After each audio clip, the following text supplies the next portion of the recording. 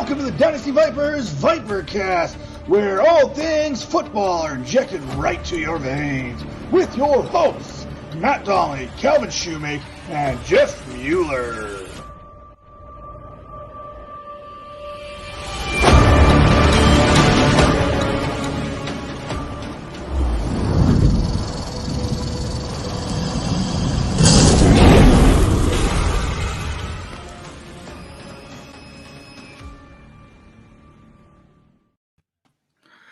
And welcome to the Dynasty Vipers ViperCast. This is episode, I don't know what we at now, 37 or so, give or take?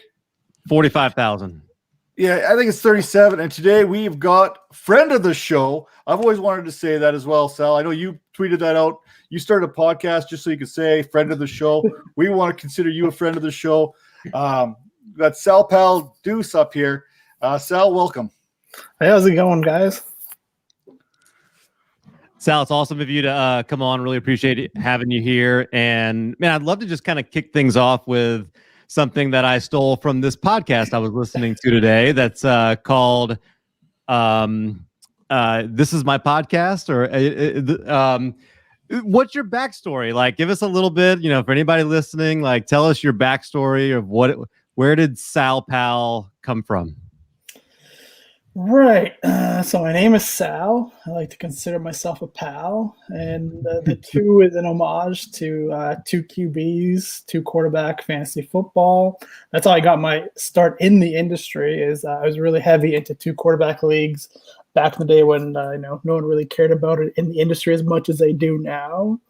And I'm like, I want to read content that is dedicated to two quarterback leagues, but other than the occasional strategy guide you would see in the off season, there was never really like a dedicated stream of two quarterback content on the internet. So I started my blog. It was called 2QB or Not 2QB. And funny enough, the first article I ever wrote in depth was about No Sean Moreno. So I wasn't even listening to my own advice and writing two quarterback content. But then I just started posting two quarterback content on Twitter. And one day, Denny Carter, our good pal at CD Carter 13, DM'd me like, hey, I think more people might be interested in playing two quarterbacks in the future. Would you be interested in writing for this site that I write at? I'm like, yeah, sure. That'd be great. That'd be awesome. Then it kind of just like snowballed from there. I became like heavily involved in the Twitter community, became friends with other people that love two quarterback leagues. A couple of them, Greg Smith, Greg Sauce on Twitter, and Joshua Lakes at Lake 2QBs. We all got together and started our own website for two quarterback and superflex content, which was 2QBs.com. And we got like really heavy into that. But I just had I don't say like I hated football or fantasy football at the time, but my interest sort of just declined. I just wasn't really into the game of football and fantasy. And so like I took a break from that. I've kind of been on and off fantasy football content and being a part of the industry the past few years, but now I am home at 4for4.com. You have a podcast there with 4for4 that may be the perfect podcast ever. You just started it. It's like the whole 4 minutes and 4 for 4 basically. Genius, pure genius. Because I don't know about you, but I got about the attention span to make it about 8 minutes into a podcast, including my own. And so it's like the perfect thing to hold my attention. Yeah, it's called the 4 Minute Drill. Episode 2 actually just went up about an hour ago. It's exclusively on the 4for4 football Twitter account. So it's a show made for Twitter where I just ask guests 4 questions in 4-ish minutes. The goal was basically 4for4, but I found that asking and answering 4 fantasy football questions in 4 minutes is kind of a hard task. So it's basically like 4for4-ish. But yeah, it's really fun. It's cool getting to talk with people who right now it's just been George Kritikos at RotoHack on Twitter talking Dynasty because that's the time of the year. But I'm hoping the more we get into the off season and the heart of the in season, I'll be able to bring in a variety of guests from the industry. You were basically 2QB before 2QB was cool, weren't you? Like when you first got into the 2QB, it wasn't mainstream. You kind of helped with that whole cast at 2QBs.com. bring it into the limelight there and got more people playing. Because I think when you first started that, a lot of people were in the standard leagues just moving into PPR at the time. PPR was starting to get pretty sexy, but there wasn't a whole lot of people going 2 QB or even super flex even at that time. Yeah, no, and again, that was one of the reasons why I started writing content, why we started a website. I don't want to say I was the cool guy that helped usher in 2 QB. I definitely think it was a community effort, and the biggest mover and shaker of that, I do believe, is the Scott Fish Bowl. It's because of its massive popularity and him having it be a super flex league and everybody wanting to play in the Scott Fish Bowl. I think that's probably been the key to the super flex growth. That's really cool. What about I guess I want to go back to the backstory a little bit, but I want to start even further back and just, do you remember the first fantasy football league that you played in? Yeah, I do, because it wasn't even really a league. I remember I was like in grade 7. Computers were just like new to our classroom, and Yahoo was offering like a salary cap type of league where basically you just pick a bunch of players and make sure you fit under their whatever their price was for the week, and then it just was a weekly thing, and you just tried to hope you built the best team possible. And I didn't have a computer at home at the time, so it was cool. And after school, when I was like jonesing to like edit my lineup, I'd have to get like my best friend. I'd call him on the phone. I was like, hey, can you go to this website and change this player to this player?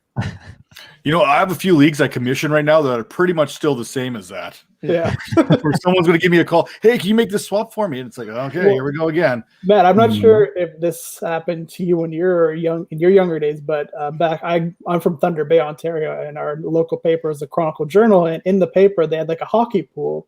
Every week, you'd cut out the piece of paper in the newspaper and check off the players you wanted, and then you'd have to mail it into the newspaper to get it validated every week. This is like 1930-ish, somewhere around there. Yeah. This is basically Sal playing like DFS in the 7th grade between Sim Farm and whatever other games. No, Number Muncher was my jam. Number Muncher or Number Cruncher? I can't remember. But you just had to get all the prime numbers with a frog. We got to make some sort of fantasy football version of that. There's got to be something out there, right? Got to be something. I mean, there's fantasy everything these days. Right. Quick shout out to Bob in the chat. I don't have my login signed in. I don't want to leave the stream, so I'm just going to shout out people on air as they talk. Nice. Bob's one of the guys that we count on every week to be in here. We know if no one else is in here, Bob's going to be there. Bob kind of goes around and hits everyone's podcast.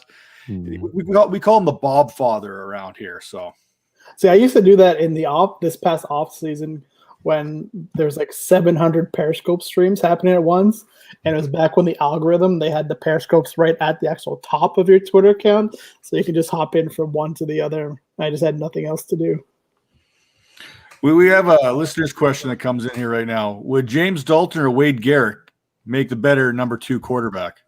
Oh, Wade's the ultimate cooler. He's the one that taught James. He's going to be the 101. He's basically like the Tom Brady of potential quarterbacks here, right? There's no Dalton without Wade Garrett. More like the Alex Smith of fantasy football, right? The true 101 GOAT. I don't think there's anyone happier, maybe Alex Smith's wife, than and you when Alex Smith made that comeback. I don't know. I think you were more happy for him than his kids were. I would, if I had to rank it, I'd rank it his wife, his kids, and his doctors, and then me, right under there. Because I think you still had him at 101, like from the time he injured himself all the way till he made his triumphant return. I've had him 101 since my first day in the industry. My rankings haven't changed in 8 years. That's how lazy I am. So a question that I've been trying to ask everybody, and I've been putting together a playlist so far. So let's say last week was Royal Rumble. Let's just that was filling my timeline last week. If you were a wrestler and you were coming out, what would your walk-up music be? Oh, wow. My walk-up music. See, I thought you were going to ask me what my wrestler name would be. But that's clearly number 2 on this list. Right. I'll go with Stay Positive by the Hold Steady. That's my jam. I like it. My fiance is like probably nodding her head no. Is like, why did you say something Bon Jovi? Yeah, like she just agreed. You can't go wrong with Bon Jovi either. Throw anything off that slippery when wet, kind of throw that on. You're good to go. Yeah, I don't want to say anything to get myself 1 kicked off this stream and 2 kicked out of my house. We're pretty safe here. This is a safe place on the stream. I can't guarantee you a house, but yeah, the stream might be a safe house, but my house definitely wouldn't be. So as we're talking 2 QBs, we actually just had some 2 QBs basically traded for one another in Jared Goff and Matt Stafford. How do you look at that trade right now? Man, you guys told me there'd be no football questions. I got to throw. I told you it's going to be 10%. We have to have about 10% football in here. Can I just be 10% Alex Smith related? That'd be better, like 11%? We could go there. No, I was talking to George about this on the 4-minute drill. I was looking at the stats beforehand. And Stafford, in 9 seasons, he played 16 games. He'd averaged, I think it was like about 4,400-ish and 27 touchdowns. And he's only 32 years old. So from a dynasty perspective, I was looking at the DLF ADP, and he was at around like 170-ish, something like that, like 14th round. And now he's going into a system where Jared Goff was also averaging over 4,020-plus touchdowns this season. He's going to have better weapons because it seems like almost everyone in Detroit is about to leave other than DeAndre Swift. And so from a 2-quarterback perspective, like the quarterback position is so deep that I could see Stafford maybe outside of the top 12 in redraft 2-quarterback leagues. And if so, I feel that that's going to be a value no matter what.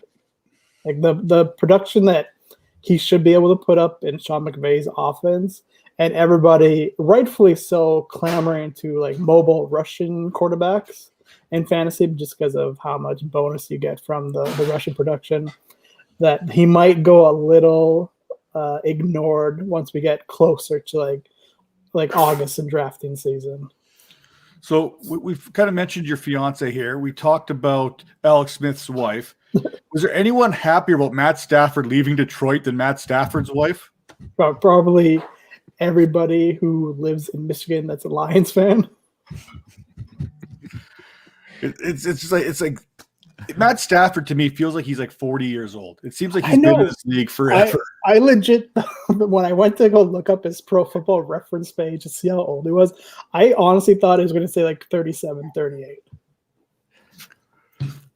Yeah, that was crazy to me when I seen 32. I didn't know where he was, but he just feels like he's been there forever. Feels like he's been there forever, and it feels like we've been talking about him forever.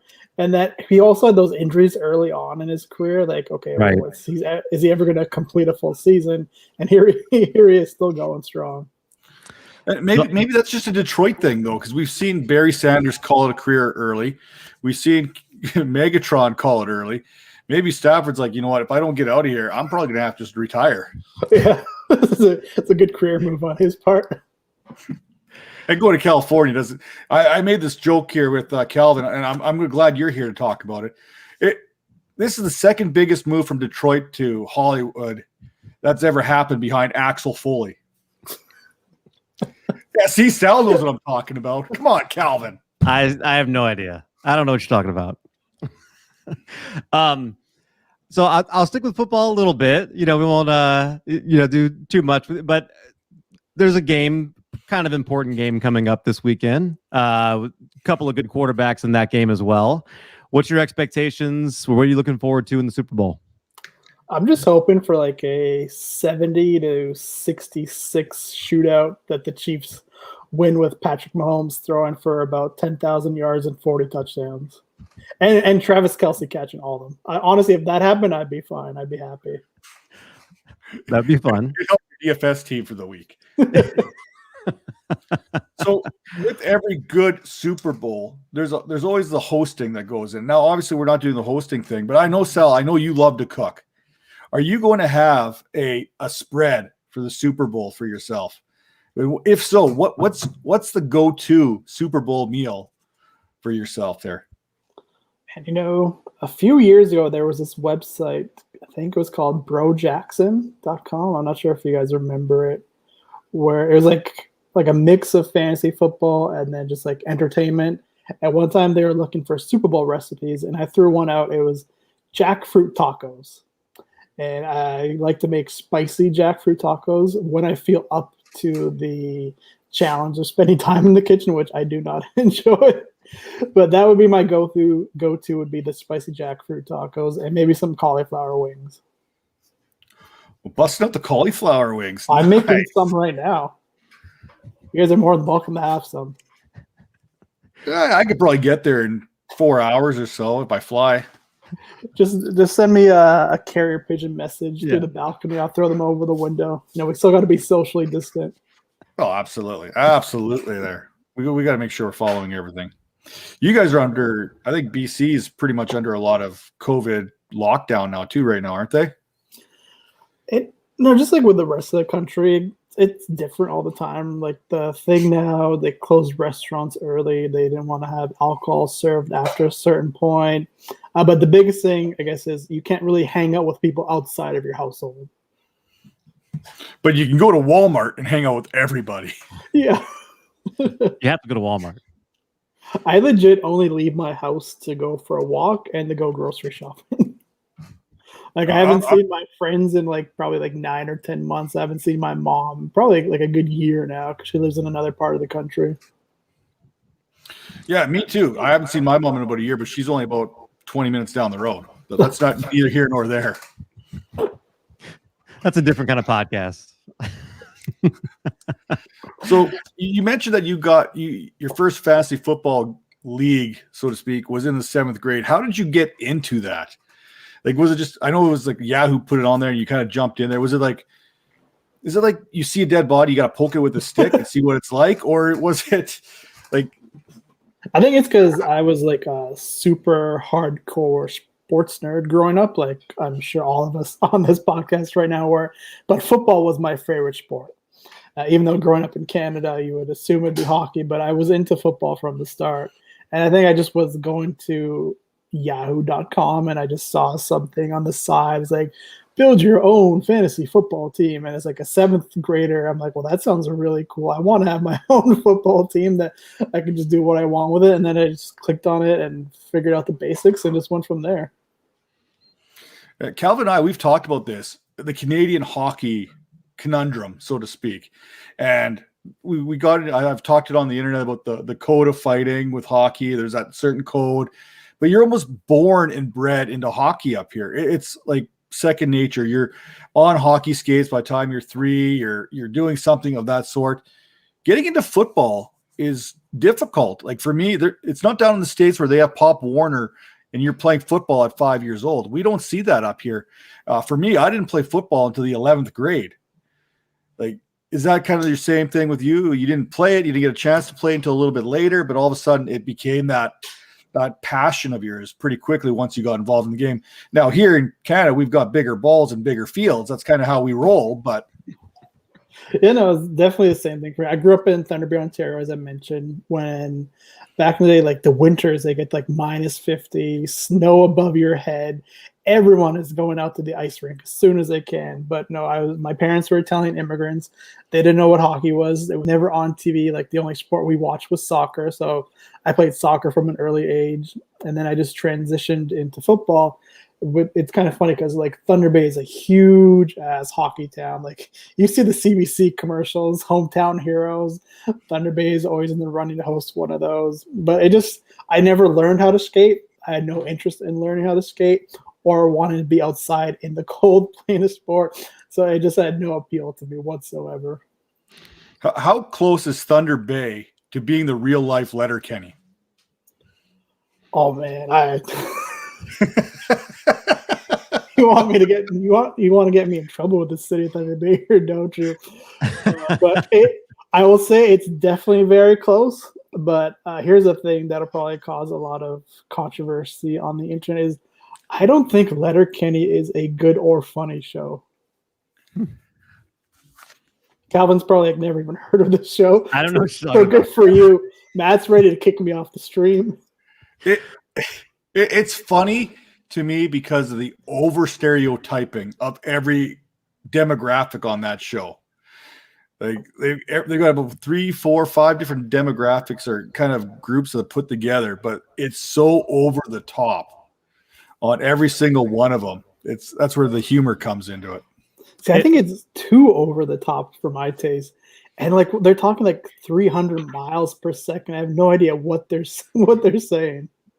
Well, I looked it up. The LetterKenny that's kind of like a city in Ontario, but they speak like my wife's from Labrador, and I would say the way they speak is more Newfoundland related than it is to Ontario, how they speak. So it's kind of throwing me off. I couldn't figure out where this was exactly. But yeah, that's kind of my take on that. But the over the top, it worked for Super Troopers when they part 2 when they came to Canada. Huge over the top. Definitely not as good as the first one, but at least Super Troopers is funny. Yeah, it definitely was at its parts there for sure.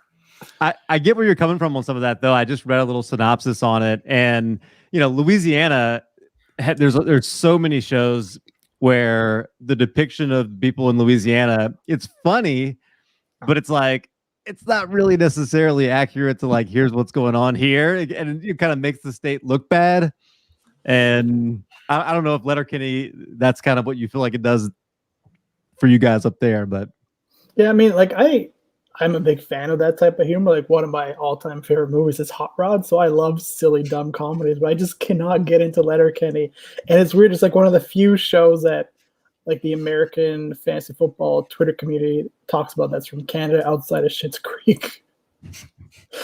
And I can never say what I want to say because they'll just start yelling at me. You get Schitt's Creek and you get Kim's Convenience up there too. Another classic. But for us, we mentioned this here with Graham Barfield, actually. We talked about SCTV, and we got into the whole John Candy thing out of it. SCTV is the original. You know what I mean? There's nothing better than SCTV. But I want to kind of take this away. I want to kind of keep up with the movie theme, keep with the hockey theme. Is there a more underrated hockey movie than Youngblood?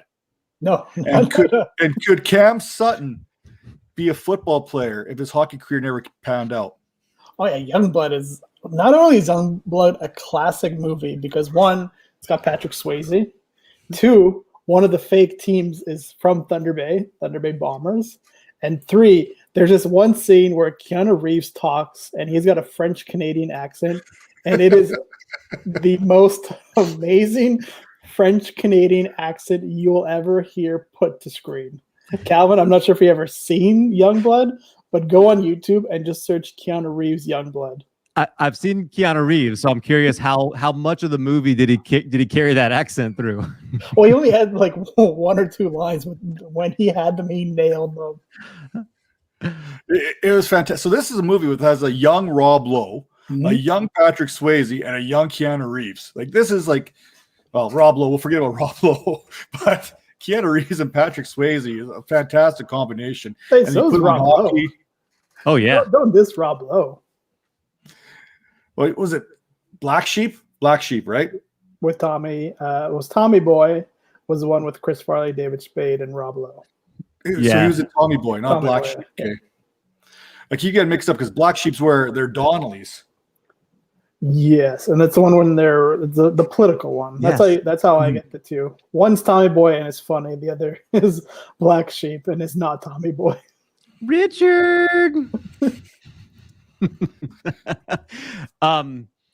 So I'm sure we're gonna come back to this, and we'll come back to some Patrick Swayze. But I really want to take this opportunity to talk about something that you mentioned. This is behind the grind.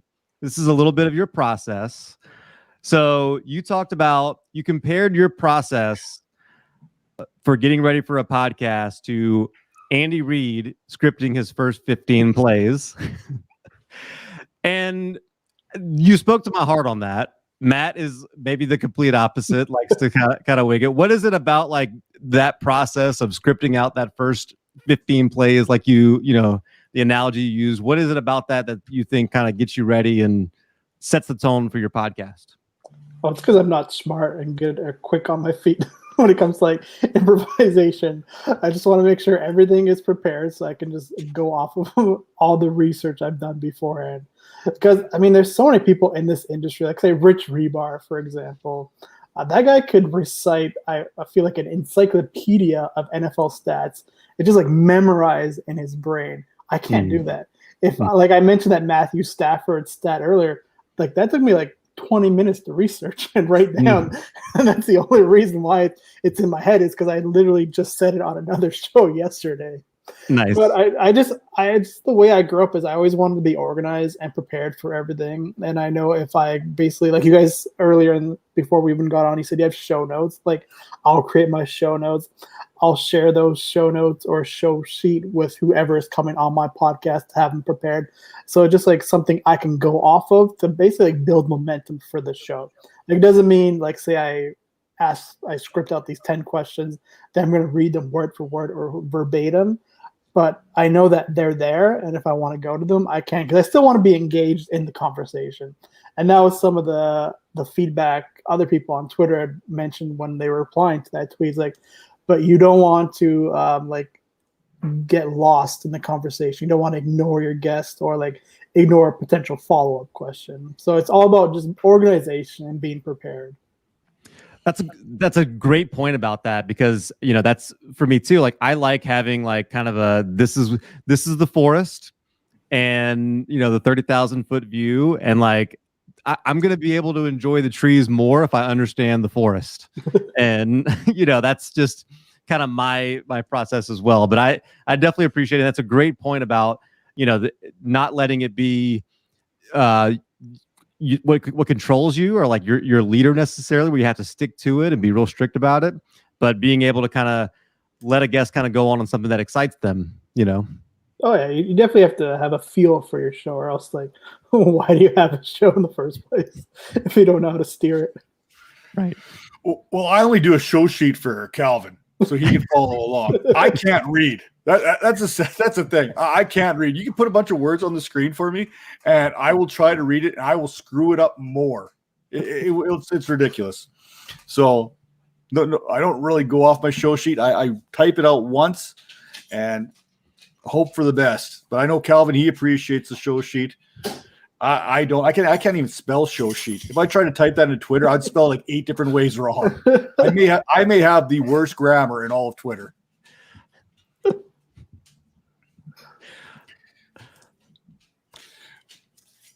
You want to add to that, Calvin? Because I know you're kind of living there a little bit there on that one.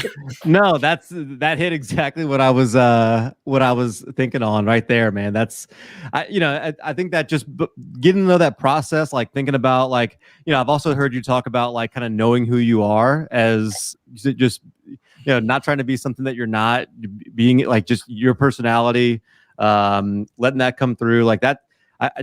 That's just really good advice for a lot of the people who are kind of thinking about like how do I be more like Sal Pal? Well, the answer might just be, hey, just be yourself. Yeah, just be yourself. I mean, like I started out with the goal, I think, as most people in this industry, to be the next Matthew Berry, right?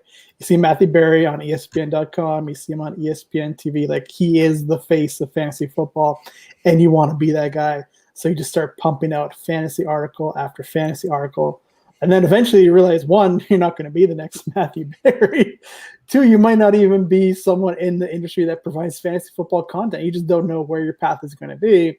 And I came up at a time when like some other names who are much, much, much bigger than me or where I am now got a lot of success early on in their fantasy careers.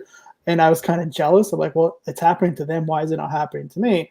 But I realized very early on, well, no, actually, I did not realize very early on. It took me a little while to realize it. But I realized that they were putting in the work. They were grinding it out.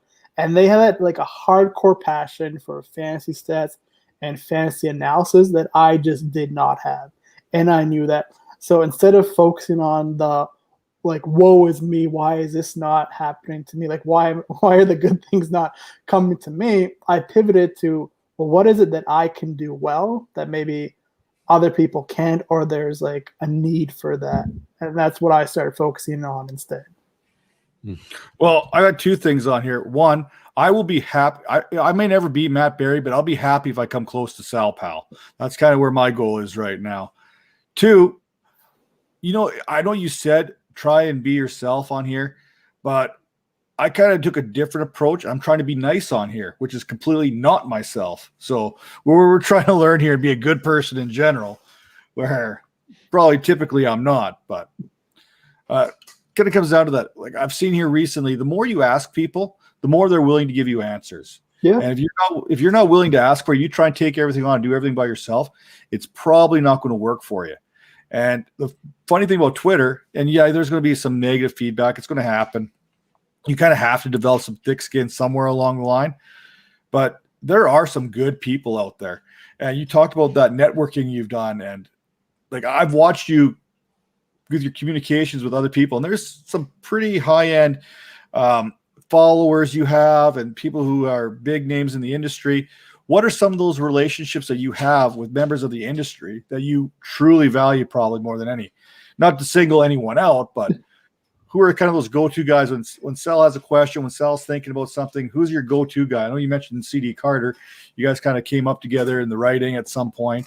I know you guys are tight too, but who are some of those guys that are in your inner circle, I guess is the best way to put it? Well, I'd like to throw this out. It's going to sound cheesy, but everyone is in my inner circle. Like I respect and value the connections and the friendships I've made along the way. It's just all about networking. And that if you're respectful and kind to people, they'll return that in favor. Like I could email someone and be like, hey, can you help me out with this? Or can you come on my show? Or I just have a question. And like 99 out of 100 times, they're going to answer like either you're like, yeah, I can help you out, or just like not right now. Reach out to me again later on, because people, they do want to help. They do want to give back. And that's the one thing I always try to preach in this industry. Like if someone did something nice for you at one point, down the line, you should return that favor. And just the whole motto, like, pay it forward, right? Like I'm here because someone provided me an opportunity. And then I hope that I can help someone else get an opportunity, and that they can then in turn take that opportunity and provide someone another opportunity. So it's basically like the fantasy football circle of life. I'm trying to do a circle on screen, but it's always so weird when you're on camera. There we go. So yeah, that's basically it. The cop-out answer is everybody, but the one true answer I would say is my friend Pat Thorman, who's now at Established to Run, because we came in the industry the exact same year, and we hit it off really early on. We just had like a same type of sensibility. We're both trying to make it in this industry. He was much smarter than me, so I would use his content to help create my own content, and he was always helpful. At the time, he was with Pro Football Focus, and we've met a couple times at those like fantasy sports conferences back in the day when you could actually leave your house. And he is just like one of the like nicest, most intelligent people in this industry. Is there anyone that you've met in the industry? I'll let you get your thoughts here before you say it. That you're like, oh, I wasn't expecting that, or I was expecting you to be taller, or I was, something that they didn't seem like in your interactions, but they maybe surprised you when you seen them in person. I'll say the very first time I ever met John Paulson from 4for4, and he would probably not remember this because it was before I even worked at 4for4, is I did not know how tall he actually was in real life. Like that man is a like colossus of an individual in real life. Well, yeah, you mentioned Matthew Berry as someone that you kind of came into the industry trying to be the next Matthew Berry, and I like what you said there because I remember, I guess I was in college when I was reading Talented Mr. Roto and all that stuff, and that was back before Twitter when people could like tell you like they had an article out, like you had to actually go out and find them. Yeah. And he was one of the ones that I would go find his article because he was just so good at like bringing life into his, he told a story with his, it wasn't just fantasy analysis, like there was so much more to it. Who else was maybe part of that? Was there anybody else that you could think of that was sort of a, you looked up to him, was kind of a almost somebody that encouraged you in that way to want to pursue fantasy football as a, making, like you said, making it in the industry? Yeah, so like I was really a big nerd on our home league's fantasy message board, always either getting into arguments or trying to defend other people's arguments.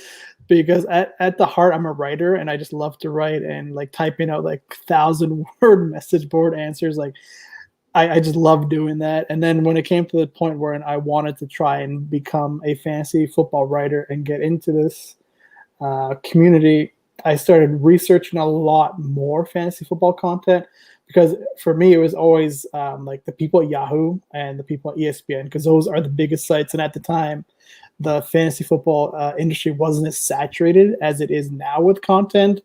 And I was just trying to look for like an edge that other people wouldn't like consider when it came to setting their lineups. And one of the first things that I found that I just kind of fell in love with was Denny Carter's defensive streaming articles. I never even knew what the term streaming was until I read one of his articles on the internet. I was like, well, yeah, this makes sense. Like, why would I want to waste this amount of? I mean, I can get into nuts and bolts, but basically, he showed me the light when it came to streaming and defensive streaming. And here's a story I've never told anybody. I haven't even told Denny this story. I was going to save it for my podcast, but I'm not sure when that'll ever happen. But before the Sal Pal that you know on Twitter, I had a different like personal Twitter account. And one of the first people I followed on Twitter was Denny Carter's account. And I would ask him defensive streaming questions all the time that if you look back on it now, some people will just look at like, are you an idiot? Do you know nothing about fantasy football? But he would always take his time to answer, even if sometimes they were like snide remarks like, yeah, do that. You should do that. So we've reached the portion of the show where Matt has the mute button on and doesn't realize it. At least once a show. And you know what the bad part is? I had myself on mute. I knew I had myself on mute. I even said to myself, take yourself off mute. And I forgot about mute. See, right now, I know Matt mentioned he has show notes. I feel like his show note is basically at about the halfway mark of the show. Put yourself on mute. Pretend you don't know on mute. Then unmute yourself and then provide this antidote. Right. It's a shtick, right? It's a shtick. Yeah, exactly. I'm here to give the people some hard-hitting analysis here. And at least one of us is. I want you to think about the fantasy community and those relationships you have. And I'm going to go through the cast of Roadhouse. Okay. And you're going to recast it with members of the fantasy community. Oh, God. So let's start with what's his name? Tillman. Remember Tillman? Yeah, no, Tillman. I'll go Tillman as Josh Moore because he is my boss. Just an easy one-to-one comparison to make. Who else do we want to throw? I want to save Garrett and Dalton for a little bit later because those are like the ones that we're really hitting on. Let's go with Kelly Lynch. Okay.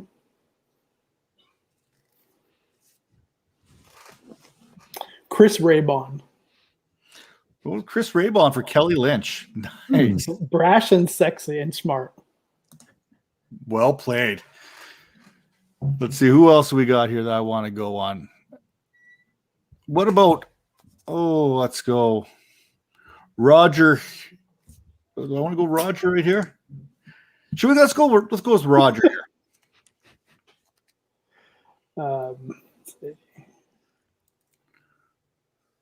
Can you give me his full character name? Like, I think he went with Younger is all it was on his. Younger? Yeah. Oh, I don't even know who that is. All right, we'll skip him. We'll go with Carpus. Where are you getting these names from? I'm just pulling them off Google right now. I'm trying to get tricky here and go off of Google, but there seems to be an awful lot of people in here that don't make a whole lot of sense. Now they're like 90 years old and I can't tell their faces apart. What about Marshall Teague? Oh, okay. Marshall Teague. Jimmy. Yeah, that's a good one. Scott Barrett, he would make a good Marshall Teague. That's a good one. All right, let's go with let's do Wade Garrett here right now while we're waiting. I want to say Scott Fish because then I want to cast myself as Dalton, and I just think there would be nothing more fun in life than just hang out with Scott Fish and run a bunch of bars in the Midwest. So obviously we're going to go with John Dalton as Sal here, right? That's James Dalton. James. Where are you getting this information from, Matt? I think I'm just put your show notes on the screen right now. Well, here's the thing. Here's a peek behind the screen. None of this is on the show notes. I'm over here like, what is happening? What is going on? I don't. This is prime dingus right here. This is prime Matt Donnelly. Well, here, I got a question for you guys. This is your show. You're the host, but I'm going to flip it around. Is the Dynasty Vipers logo inspired by Cobra Kai? No, I actually had the logo before Cobra Kai came out. So not the original Karate Kid stuff, but it was kind of, I needed to find a way to get a snake in there. I'm a huge Raiders fan, so that's where the shield kind of came through, and then the football in there. They got right here, kind of with the BCS, the football championship kind of theory, and then the mic. It's a few different things kind of thrown together and mismatched, just kind of like my show notes. And then I just started adding things there out of nowhere, and that's kind of how the logos came apart. So, like the green eyes on the Shield logo, there's nothing green. I don't know why the green eyes came in. I just threw them in there. They really don't serve any purpose. I just felt like when the intro to this show was starting and the logo popped up, I honestly legit thought it was the season 4 premiere of Cobra Kai was about to happen. we might have to take advantage of that going forward. We need to see if we can get him to do like the main Cobra Kai guy to do like an intro to our show or an outro or something like that. You guys should go see if any of them are on Cameo and just pay them to do it. Right. Yes. They can't cost too much right now. Oh no, I think now they're at their peak in price. That may be the most. We were talking about this too. It's very nostalgic. The acting is horrible, but it brings you back to like the 80s again, where these movies are coming out. And I know I think you even dabbled a little bit in a movie podcast there for a while. Did you not? Yeah, that was again. We mentioned his name so many times, but Denny Carter. We had a podcast where we reviewed quote unquote bad movies. Is there ever such thing as a bad movie? Like I feel like the worse the movie, the better it is. Yeah, I mean, if you love it, it can't be bad, right? There's a line where it's like, because I love like B movies, but like when you get like those A movies trying, like they don't realize they're a B movie, they're still trying to be an A movie, and those are the ones that I'm just like, oh, I can't stand this one. See, and for me, I love a D movie that knows it's a D movie and like plays that up, like Sharknado. Sign me up. I got hooked. I made sure to watch it every Shark Week, the new episode that would come out. You knew it was going to be bad, almost as bad as La Valantula. You know what I mean? Like these are movies that are at their peak. I'm telling you. I know when I was younger, I didn't really care for action movies that much. I'm like, well, these are just like dumb people blowing stuff up. I want a story. But the older I got, the more I fell in love with just like dumb action movies, like Fast and Furious. Like I wasn't into it when it first came out. Now, like, sign me up. Like I said, I'd be willing to pay like $80 right now if they would release Fast 9 on video on demand so I can stream it. Yeah. There comes that point where it's like, okay, because I'm with you. I like a good storyline, character development, like all those things. But then sometimes you just want to see somebody blow something up. Like sometimes they're just as turn your brain off. It doesn't have to make sense. Don't worry if it's realistic. Just go with it and enjoy it for what it is, you know. I feel like I was browsing through one of the streaming apps and I see Godzilla, like King of Monsters, and I'm reading the description. I'm like, I have to watch this now. I think they need to go back to the old school where they brought like all of them back for like a one-on-one battle and like bring all the Godzilla movies back. Those cheesy ones with the voice dub and everything. That's where the action is, man. Those are the movies I love. Those ones I watched as a kid. You know what I mean? I wouldn't be surprised if we get that next summer. A dubbed version. What's your top 5 Patrick Swayze movies of all time? So Roadhouse is number 1. Okay. Then Point Break. Okay. Then Dirty Dancing. Then Ghost. And 5 is always so tough because there's so many. Like there's Youngblood, there's The Outsiders, there's Red Dawn, there's Next of Kin. Like he just made so many great movies. Like the top 4 are solidified, and the 5 is like a rotating cast depending on my mood. Outsiders was such a like that kind of caught so many young actors at like the right time. Like, they were still super young. They hadn't really blown up yet. Like that's one of those where you go back and then you look at the filmography of the people that were in there and it's just amazing. Oh yeah. Like I know like Roadhouse and Point Break are my favorite Patrick Swayze movies, but The Outsiders is probably like the best movie he was ever in. Mm-hmm. So I'm going to bring this back to football. Sort of. It's draft season right now. Sal, how would you fare at the combine if you were participating? What would be your go-to event? So you ever watch those 40-yard dashes where Rich Eisen is running? Put that in like super slow mode speed. I think that could be arranged. I know me and Nate Hamilton, we were talking about getting together and running 40 separately and like putting with the Simulcam. You in on this? You want in on this action? No, I do not want in on that action. I don't even want to watch you guys do that. I literally got in the 3-point stance at work on the running track. And I took 3 huge strides and there was 2 huge pops that came with it. So I could be down after about 20 yards. It'll be like 10 yards that would be rolling. I remember, I think it was like last offseason, Curtis Patrick of RotoViz. He threw up a poll on Twitter asking people, like, what would your 40-yard dash time be? And I was looking at all the answers that he provided. And obviously mine was like the slowest one of the bunch. And I saw like one of like the options were, I think it was like a normal, like a decent-ish time for an athlete. And I was just thinking to myself, everyone who answered this poll is a liar. Well, I know what my 40 was when I was in peak physical shape, and it would still be nowhere near what the guys are running today. I mean, it would take me. Go ahead. I've seen 350-pound linemen faster than I was back in my prime. You know what I'm saying? Like, how can you run 40 yards in like 4 seconds? It's going to take me a good 47 seconds just to stand up from this chair after the podcast is done. You want me to run 40 yards in under 5 seconds? Like, Jesus Christ, people. I think they need to make this more. They want to bring those 40 times down. They need to like release the hounds or something and make it more entertainment. Like go full like Mockingjay here and, send a couple Doberman pinchers after these guys at the same time. That'll get a couple extra seconds off your 40 right there. Probably a couple extra years off your life too. Do you remember when you went from redraft leagues and you took the plunge into Dynasty? Oh yeah, and I never went back to Dynasty. Like I honestly do not care at all for Dynasty fantasy football leagues. I'm just a redraft guy at heart. I love building and drafting a new team every year. I have absolutely nothing against people that play in Dynasty or who love Dynasty. Like I still study and read Dynasty fantasy football, but I don't actually want to manage a Dynasty team for the rest of my life. Like I just want a different team every year.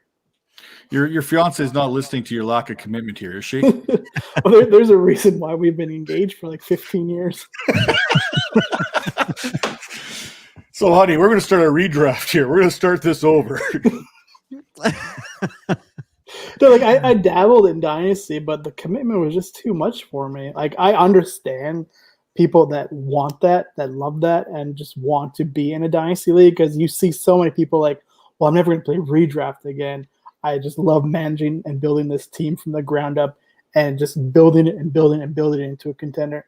But I love the hot new thing in fantasy circles every offseason where I just want a new team. I want to be able to draft everybody from scratch. I can feel that because I started getting involved in John Bosch's Dynasty best ball leagues. Mm-hmm. Man, that is fun. You like pick your guys and you're done. There's your 10-year commitment. You're done. You're set. There's nothing else. Like best ball, are you kidding me? I'm starting to like this now. Yeah, I was never best ball. Best ball has definitely changed the game. especially because we're such like hardcore fantasy football nerds. Like we would, if we could find a way to make a commitment to like say 20 dynasty startups, not me, but people who would want to would do that until they realize I just signed up for 20 dynasty leagues how do I get out of this? With best ball, like I said, you just draft and set the lineup and then you're good to go. Like you don't even have to set the lineup. It does it for you. We see that every year. We see like the fantasy football purge as far as people Yes. trying to get off their lineups that they overcommitted to. It's like going to the SPCA, picking up a puppy, and then realizing about halfway, like 6 months later, you're probably not meant to own a puppy. There's work that is involved with this. Yeah. Right? That's basically, we all end up there at some point with too many leagues. We're like, oh, how do we get out? And then I don't know about you, but when I'm trying to get out of a league, I want to leave the roster in a better condition than when I had it. So you're kind of like, okay, I don't want to leave the next owner with a puppy that's not potty trained here. I want to give him I want to make sure this thing's all set for him. But in the same sense, as soon as the off season comes, I'm looking for more leagues to join. Yeah. Like when COVID hit and we're like back in April and COVID hit, I bet you I signed up for another 4 or 5, maybe 6 leagues I had no intention of being in prior to. Now I'm at that point here. I'm like, okay, now I got to cut 4 or 5 leagues. Which ones should I cut? Like, oh, how about the ones I just joined that I wasn't supposed to join? Yeah, I do not have that problem. I came across that problem very early on as a member of the industry because when you're new, you just want to make an impression and just join a bunch of leagues. And then you're like, why did I do that? I don't ever want to do that again. So I think I'm like one of the rare people in this industry where I only have one league, and that's the Scott Fish Bowl. That's your only league? That's going forward. That's going to be my only league, unless someone like blows me away with like a really cool Superflex redraft league. Like this year, it was like a week before the season started, and the Scott Fish Bowl was my only league. But I'm like, I want to draft another team, so then I created a super weird ESPN Superflex league that only I would like, and then I asked a bunch of people on Twitter if they wanted to join it. And I'll never do that again because being a commissioner is like one of the worst things possible. So what was the result of that league that you created? Did you win it? No, I made the playoffs. One guy I was actually undefeated all season. Like he drafted a super insane team because it was super flex. I think it was 12 teams. I can't remember, but the thing is, it was super flex, but also like an additional 2 flexes, only 1 running back because I hate running backs in fantasy. So I basically catered a league to everything that I like. And this one guy just dominated. He went undefeated until the last week of the playoffs. And again, I'm not a fantasy football commissioner, so I didn't look at any of the settings and didn't realize until we were actually in the playoffs that is one of those things where week 16 and week 17 combined was a championship week. So the regular season champion was undefeated all year. Undefeated in week 16, like he won his week 16 matchup. Heading into week 17, he lost. Oh no! I feel so bad. Oh yeah, Bob mentioned the bad quarterback league. Yeah, that's just like a really dumb, fun thing to do. I don't really consider that a real league. I just consider that something to goof off with friends. Tell me about that. Yeah, so I'm not sure if you guys are like big. The fans of The Ringer, but before The Ringer was Grantland and Bill Simmons. Like that's why I grew up reading. And Matthew Berry was on one of like Bill Simmons podcasts back, and they talked about this bad quarterback league where basically you award fantasy points for negative things. So like instead of a touchdown being worth 6, a touchdown would be worth like -10, and if instead of an INT being worth -6, it'd be worth like +6. So basically, but they also did it like hand tally, where like if someone got arrested or suspended in real life, that would also accumulate points. But that's the one thing my fantasy league has yet to incorporate into their settings. So it's all about basically like drafting the worst possible team you can, but it's all quarterbacks. So it's 8 teams, 8 quarterbacks each. No, I love that. You guys are talking about joining too many leagues. My thing is taking over too many orphans. Like the worse it is, the more like I want to take over that orphan and like make it a better team somehow. Like that's always been my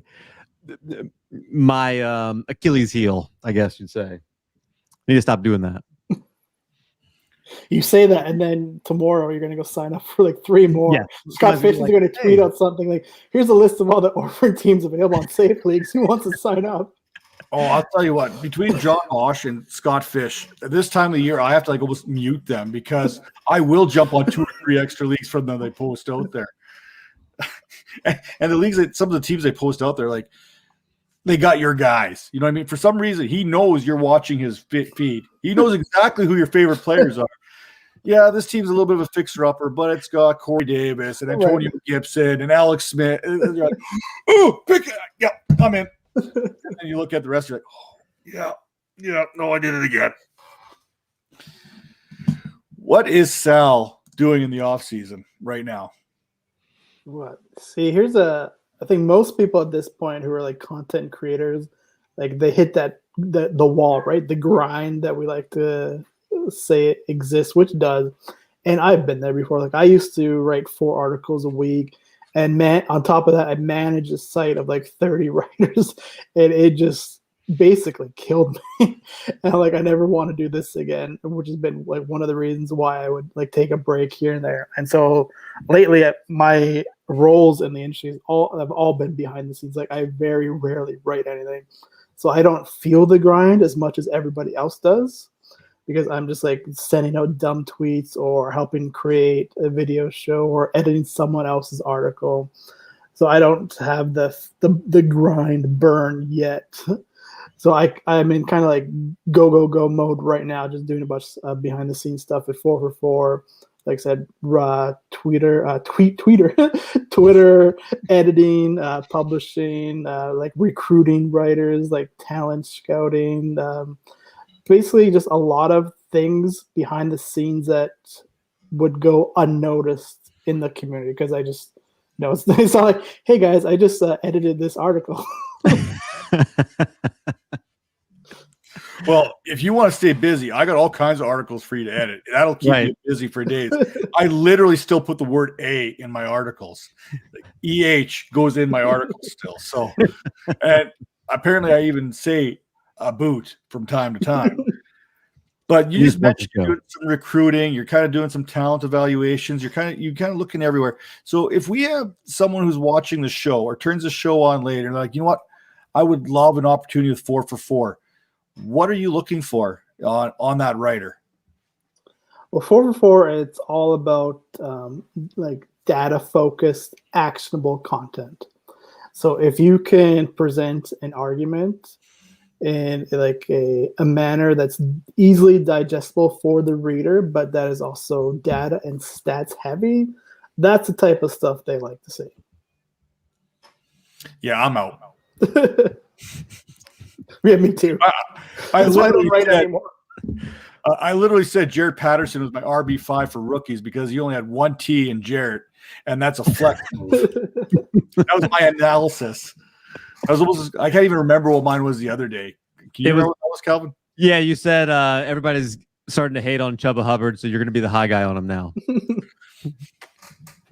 That's the hard-hitting analysis I come out with. There's no numbers involved. That's why I can't really do it. And I can't even read numbers. So, yeah, because it's like one thing to have a hot take and then tweet it out, and I will, 1, be intrigued by that hot take, but 2, I want you to tell me why this is actually why you think this could. It doesn't have to happen. I don't really care about the end result, but I would like to know the process of how you got there.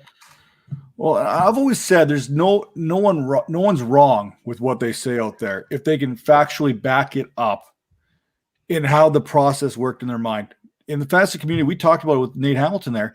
If you can hit 300 in Major League Baseball, you're an all-star. If you can hit 300 in the fantasy community, you're probably an all-star as well. Like I bet you, first ballot Hall of Famer. Your first ballot. We're probably wrong more than we're right. And if you can come up with that process, like you mentioned, okay, I really believe in Antonio Gibson because A, B, C, and D. And if he falls flat on his face, yeah, okay, maybe I was wrong. But my process was legit. Mm-hmm. Here's why I thought he could be a every down running back in the National Football League, despite never playing running back at Memphis. You know what I mean? That's kind of where we go with this whole thing. and just that whole process of which you come up with. I don't think there's a right and wrong answer as long as the process is done correctly. And there's a lot of people who will ask me, like, how can I make it in the industry? Like, what can I do to get noticed? Because it's much more difficult than it was when I first got into the fantasy football community. There just weren't as many websites. There just weren't as many fantasy writers. So my content didn't have to be as stats heavy and stats focused as it is now. Like, if I tried to break into the industry now, I wouldn't be on this show. I'll put it bluntly, like, I know that. So I tell people, like, if you want to, like, get noticed in this industry, just start putting out content. I mean, like, yeah, you would want to write for ESPN, you want to write for 4for4, you want to write for Fantasy Points or Established to Run. But the thing is, there's just not that many opportunities there. So you have to make someone notice you. And the great thing now about breaking into this community is there's so many ways of getting noticed. Like, you could go and start a free blog on WordPress. Who cares if it's got like WordPress or .blog or .net in the URL? That stuff just doesn't matter anymore. Like, before, you wanted it to say like ESPN.com, but if it says ESPN.home.net/blog, you're still going to click on that article. Like, you can start your own blog. You can start like a Twitter tweet thread. Like, 8 years ago, who would have ever thought to like just group a bunch of tweets together and present that as like your fantasy content? You can start a Periscope. You can start a YouTube show. You can even do a live stream on Twitter. You can go on Instagram. People post fantasy content on Instagram, but you can start people are into the newsletters again now. Like, there's just so many ways of putting your content out there. Just put it out there. Just start somewhere, whether it's an article, a tweet, or a video, and then just promote it and just become engaged in the community respectfully. Don't like spam 70 Twitter accounts, like read my article, read my article, read my article, like people do with their start sit questions. Like, do not be that person. Just tweet your article or get involved in a conversation. Say, like, the Dynasty Viper crew were like talking about Antonio Gibson on Twitter. You guys are just going back and forth on it. Just respectfully, like, butt into that conversation. Like, well, I see you guys talking about Antonio Gibson. Here's what I have to say about it. And here's a link to an article I wrote. More likely than not, you will click on that article and at least read it. And if the content is good and the argument is good, you'll want to become more engaged with that person and hear more from them. This is the last question that I'll ask you. What's you're an editor. What are some common mistakes that you see from just kind of new writers? Overwriting. They'll take like 10 sentences to say something they could have said in like one or two. And I have that same problem as a writer. We all love to overwrite because it's easier to overwrite and edit it out than it is to underwrite and then have to fill it out afterward. But you don't need to like spend 2 paragraphs just saying how much you love this player. Just get to the heart of it. It's good. And yeah, Bob, you can doodle. I mean, you've seen some of the pictures I've tweeted out on my timeline. It's proof there's room for that in this industry. You know what? Those doodles get more likes than my content that I put out there. So doodle what you got to doodle, if you know what I'm saying. I don't want to like hijack what you're about to say, but because I'm just on this topic. If you are like not good at something, just learn how to do it. Like 8 years ago, I would have never even attempted to open up the Photoshop app, for example. And now when I open it, I don't like scream and yell and curse out. Like, what the hell am I doing? Like, learn to edit, learn to make videos, learn how to edit photos, learn how to like craft a persona on Twitter, like come up with some cool hashtag, do like a live stream on Periscope, wherever you want. Just go out there and accumulate as many skills as you can. Because along the way, someone like a website might not be hiring like a new writer, but they might be hiring a new graphic designer. And then you get in that way and they know that, okay, well, not only can you like basically make really cool pictures, but you're also a fantasy writer. And down the road, there might be an opportunity for you as a writer. I like that because that's something you don't think about. Like me, I really have. I'm kind of what's that term I use? Master or jack of all trades, master of none, kind of the village idiot kind of thing. Not a good writer, not a good content creator, can't do graphics, can't do this, but I have fun doing whatever I'm trying to do. And I think at the end of the day, that's probably the most important, because we know there's only a select few who get to NFL.com or, like you mentioned, ESPN, Yahoo, and it's very easy to burn out trying to get there. If you burn yourself out, you may not like what you're doing anymore. And is that really what you want to do? You know what I mean? Do you really want to burn yourself out and not enjoy something that we all basically enjoy right now? Is that fantasy football, the camaraderie in the community, et cetera, et cetera. Yeah, I've been there myself. I mean, like last year was the first season in a long time that I truly committed myself to enjoying football and fantasy football again. And it just was like a 180 from where I was maybe like 2 or 3 years ago. Because like the burnout is real. You just get tired, or just stuff in your life happens that is more important. Like everything is more important than like sending out a tweet about fantasy football. Like Twitter, fantasy football, like that'll be there if you ever want to come back to it. It's okay to like take a break. And what's up, Troy?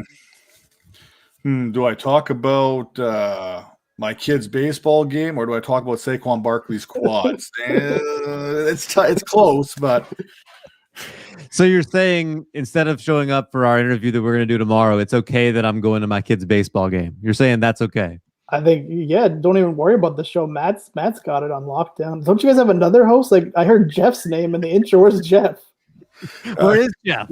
You're right. You ask we say we go with like, what's that? The Wiggles. Wiggles have that one. Where's Jeff? Is he sleeping under the bench? Where's Jeff? No, I'm the only one. Maybe it's just a kid thing. Okay.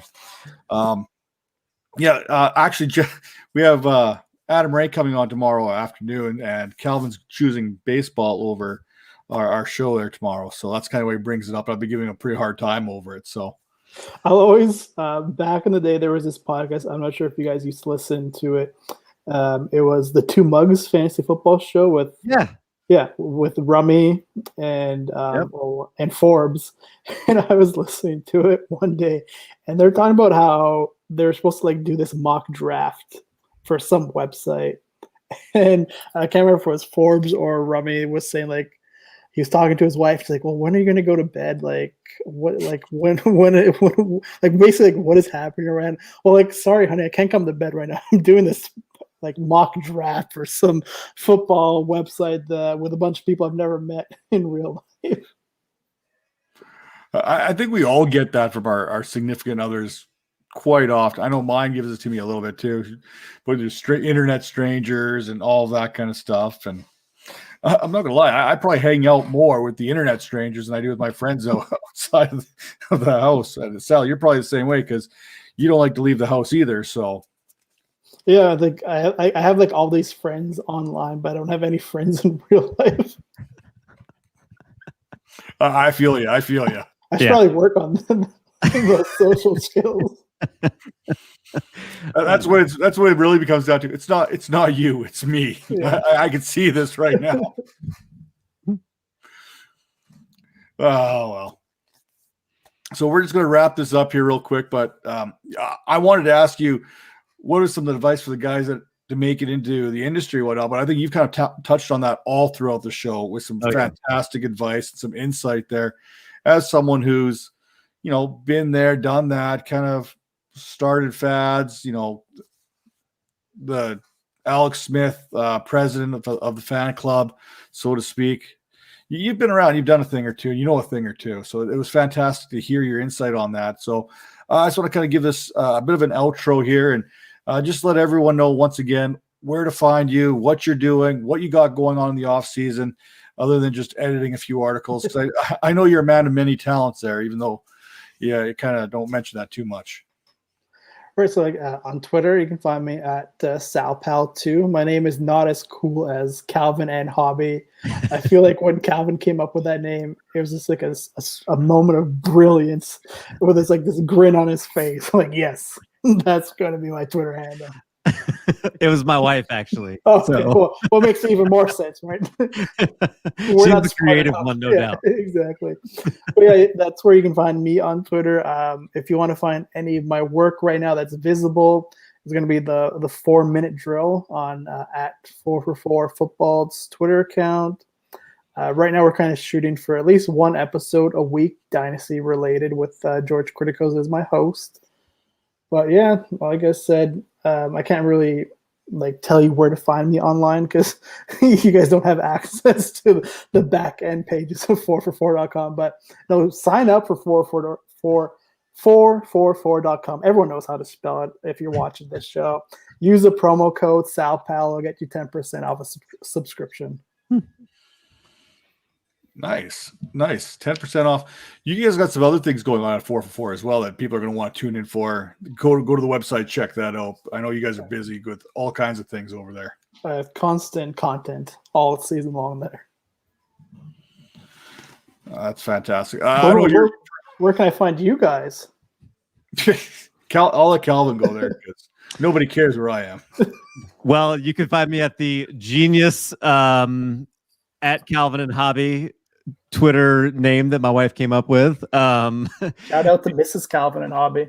That's right. I'm doing this 32 team series that has been a lot of fun. I did one with Real Deal Fantasy on Sunday. I did one with Chase and Rum Boys and Jorge yesterday on the Washington football team.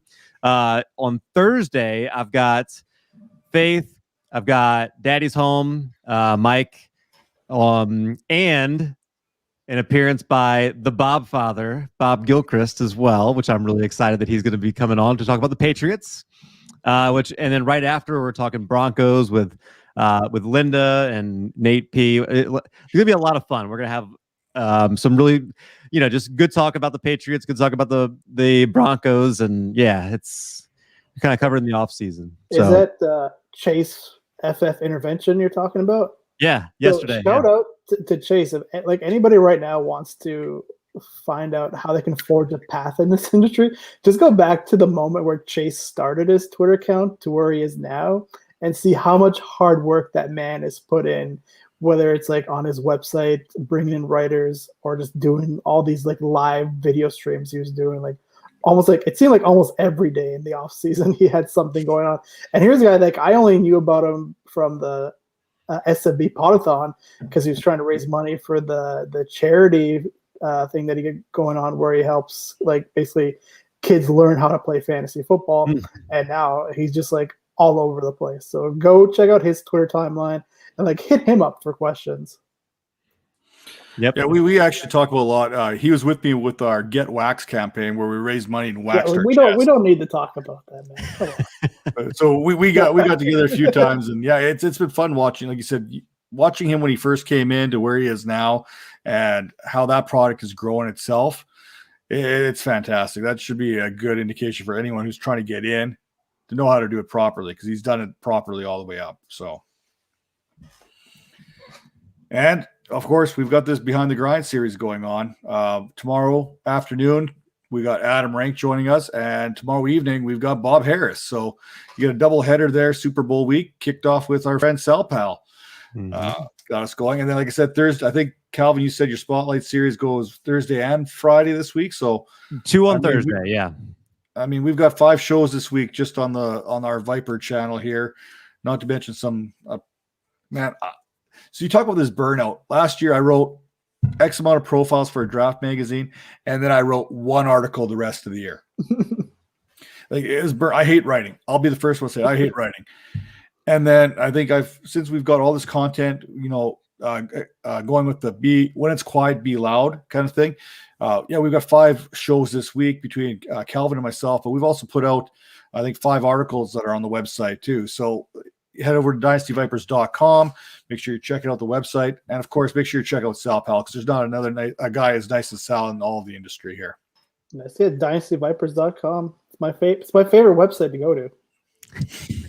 Cut that. And put the scrolling ticker at the bottom.